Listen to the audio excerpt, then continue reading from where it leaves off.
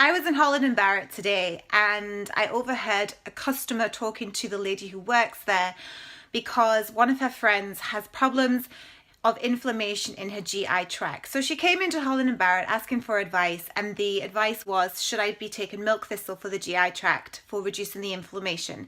And I was stood there frustrated because I wanted to say no. No, no, no. Milk thistle is for your liver. And the reason why you have inflammation is because you were eating all the wrong foods.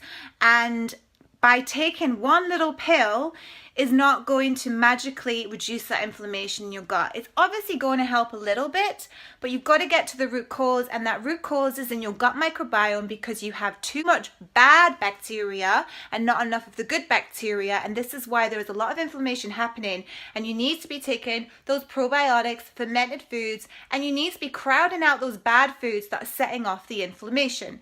Now, the friend of the woman had been to the doctors, and the doctors had told her, we don't know why you've got this inflammation, blah, blah, blah, but take milk thistle. So that's why she was in there.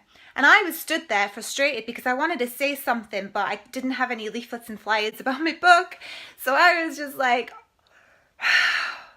you need to get my book, and you need to understand that inflammation is triggered by bad dietary choices. Whenever you have inflammation in your small intestine, GI tract, it is caused by a bacterial overgrowth. It is caused by bad dietary choices. It's also triggered by stress.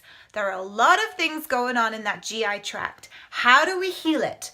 Well, there are a few supplements that you can take because we may have leaky gut happening there. Leaky gut is in my book. I tell you what leaky gut is, and I also tell you the supplements you need in order to heal that leaky gut. But the biggest thing here we want, if you don't know what leaky gut is, if you're starting out, we've got to get good probiotics into your gut. You've got to change your diet. You have to change your diet. You can't continue to feed that bad bacteria and that inflammation that is happening. You have a furnace, you have a fire, and if you continue to eat these bad foods, woo, fire. Fire, fire, fire. You've got so much fire going on in that gut. You've got to eat an anti-inflammatory diet, lots of good fruits and vegetables that are going to cool that fire out. Read about it in my book.